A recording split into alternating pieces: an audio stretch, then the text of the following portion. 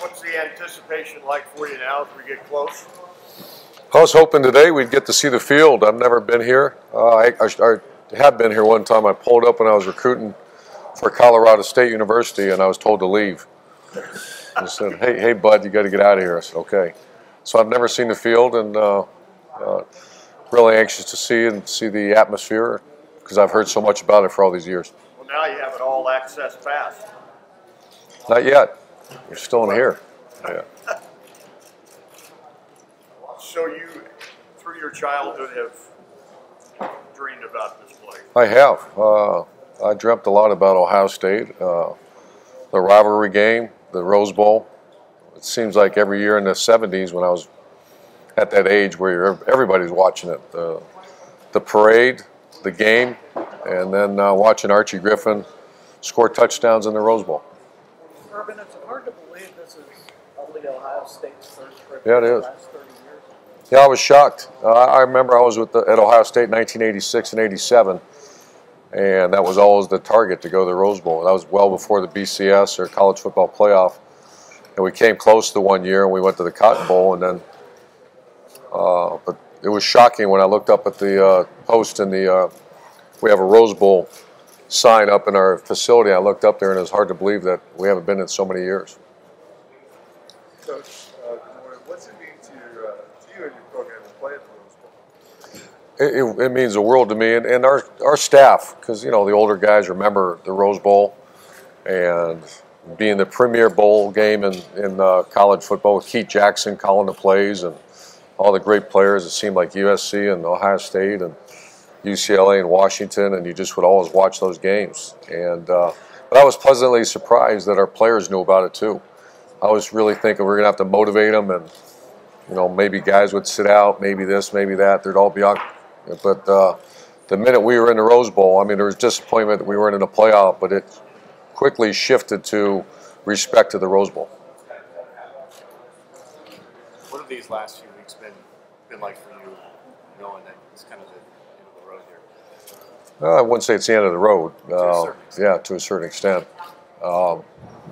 It's actually been it's been great, and I really am so grateful for Gene Smith, our friendship and support. It's one of my very close friends, and my love for Ohio State, knowing that we did a job well done, and we still have one more to do. How do you think Dwayne's handled all the things that are kind of crashing on him? Well, it's a credit to his mom and dad now. I mean, because the average person, I'm not sure they could handle it the way he's handled it. And you could say, well, he's awful mature. I don't buy that. I buy that's a product of two wonderful parents that are very involved in a person's life, and humility and respect. His respect for his teammates, the humility he has that realize that God gave him great tools, and he's worked real hard. So I credit his mother and father with the way he's handled it.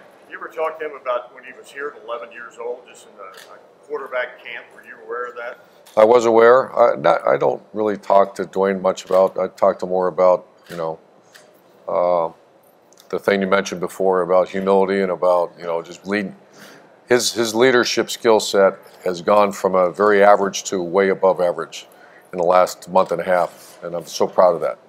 What do you think the difference for that has been? I think Coach Day is as good as I've ever been around. I think Coach Marotti, our support staff around him, he's got and I always encourage that amongst players of that magnitude, have a very small circle of influence and listen to them and make sure the circle of influence doesn't benefit from don't use you.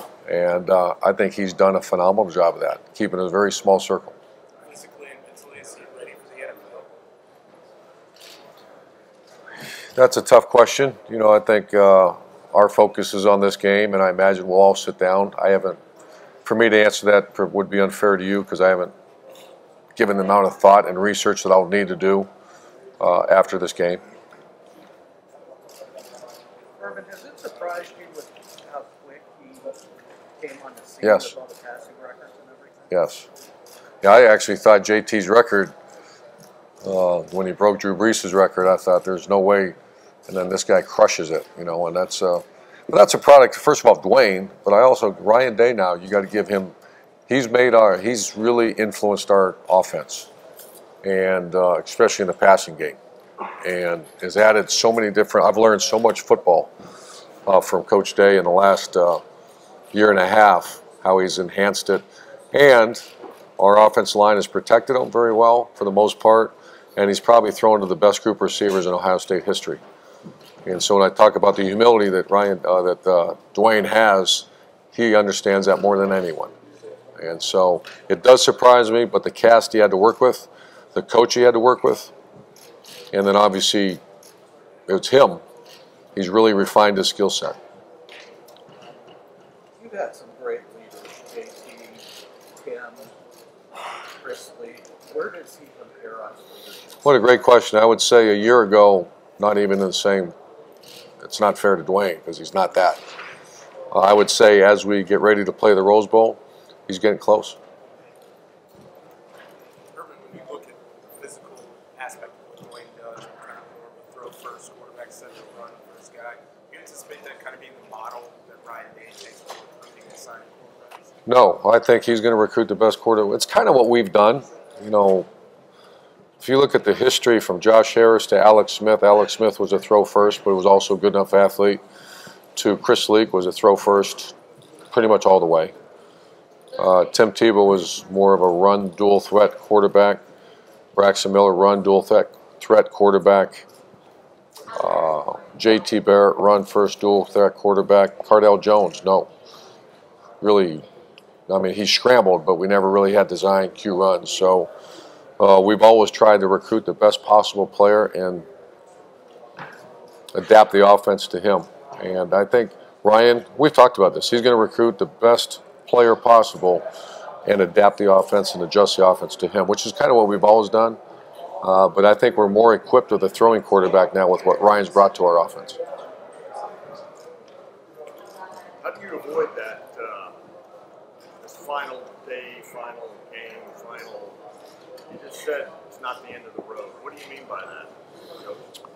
Well, it means I'm 54 years old and I'm going to teach a class and I'm going to be around Ohio State. I'm going to do other things, and my passion is a student athlete, and I can't, other than hoisting trophies, the next best thing is watching a young person come up to me and say that Goldman Sachs just hired me, or that I got a job opportunity at this Brady Taylor, who was never a starter here, tell me that he's got 3 job offers waiting for him because of the internship program we put together. So that's only going to be enhanced. That's a huge win, is it not? Other than that's the best win there is. And you know what? That's our job. And I'm glad to see that college football's kind of taken, everyone's doing it now. And people have said, are you upset that everybody's trying to do what we kind of started? No. It's good for the game. Athletes have been, in my opinion, used for a long time. The programs that are doing this are not being used anymore. They're using the system, which is what this is all about. You're going to be the assistant AD, but have you thought about maybe going back into broadcasting? Or? To be honest, I've tried to really just lock in on this game.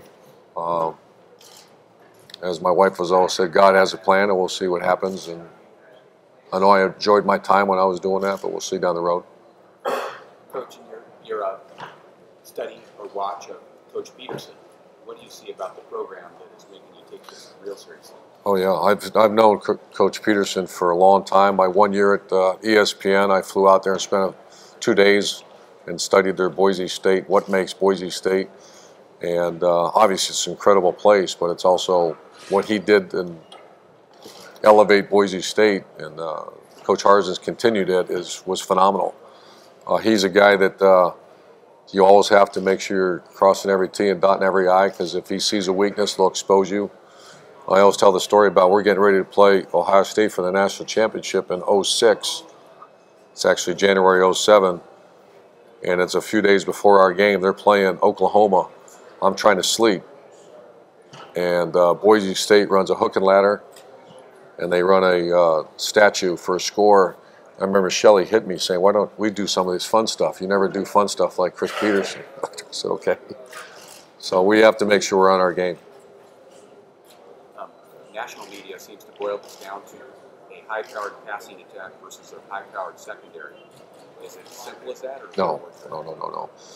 The first thing I'm always going to say for people who cover us is the field position on how how you cover kicks, how you execute your punt, and do you follow the plan to win. They're very good in the back end of their defense. We're very good throwing the ball. But I also think they have a running back that rushed for 5,000 yards. If we don't tackle him, it's going to be a bad day for Ohio State. They also have a quarterback that's played 4 years and is a NFL prospect. If you don't contain him, it's going to be a bad day for Ohio State. So it's much deeper than that. Where you go through practice or you're around these guys, and you seriously see if all step away? I am. I think when it all, as I made a comment, it was not a split-second decision. So after we did it, after it's, I think I've done, and Coach Stoops has done what he was the model. He handed it off. Support staff and everybody never lost their jobs. The program is extremely strong, and more than that, you're handing off to a guy that can make it stronger. And so I'm very much at peace about that. Do you think if Ryan Day were in the picture, it would be tougher for him to walk away? Yeah, I don't think I could. Because there's too many, the head coach is here, but you also have these other teammates, support staff, and everyone that's made, I'd dare to say one of the best, if not the best, top to bottom program. I'm talking about academically, life after football, on and off the field, behavior, arguably the top program in America. How much did you talk to Bob about your decision and the handing off and everything? How much do we talk about it? How much did you talk to Bob, maybe, Stoops? Bob,